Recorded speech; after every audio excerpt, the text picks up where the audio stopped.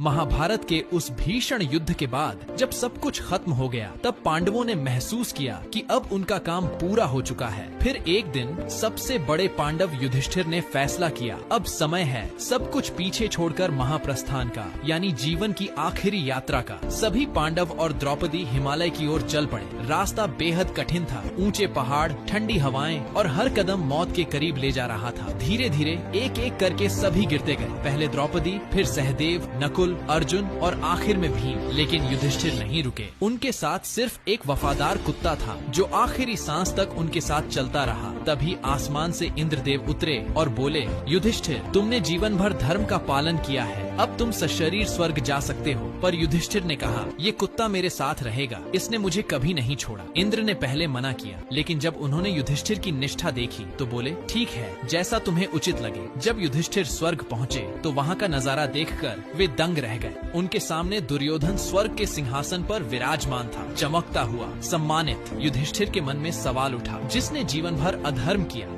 वह यहाँ कैसे? उन्होंने चारों ओर देखा पर अपने भाइयों और द्रौपदी को कहीं नहीं पाया। वो बेचैन होकर इंद्र से बोले, मेरे भाई कहाँ हैं? द्रौपदी कहाँ है? इंद्र ने शांत स्वर में कहा, उन्होंने अपने जीवन में कुछ भूलें की थी, इसलिए उन्हें उनके कर्मों का फल भुगतना पड़ा। जबकि दुर्योधन ने युद्ध भूमि में वीर गति पाई, इसलिए उसे स्वर्ग मिला। युधिष्ठिर यह सुनकर टूट गए। उन्होंने दृढ़ स्वर में कहा, ऐसा स्वर्ग मुझे नहीं चाहिए। जहाँ मेरे अपने नहीं हैं, मैं वहीं जाऊंगा जहाँ मेरे भाई हैं। देवताओं ने उनकी परीक्षा लेने के लिए उन्हें नरक का दर्शन कराया। चारों ओर अंधकार, पीड़ा और कष्ट। वहाँ उनके भाई और द्रौपदी तड़प रहे थे, लेकिन युधिष्ठिर ने बिना झिझक कहा, अगर यही उनका स्थान है तो मैं भी यहीं रहूंगा। और तभी स्वर्ग नरक का पूरा दृश्य मिट गया। देवताओं ने कहा, युधिष्ठिर, यह तुम्हारी परीक्षा थी और तुमने धर्म की राह पर अंत तक चलकर उसे जीत लिया। धीरे धीरे प्रकाश फैल गया और युधिष्ठिर, उनके भाई और द्रौपदी सब स्वर्ग में अपने दिव्य रूप में प्रकट हुए। उन्होंने वहाँ सच्ची शांति और मोक्ष प्राप्त किया। और यही था युधिष्ठिर का आखिरी और सबसे बड़ा विजय, धर्म की विजय।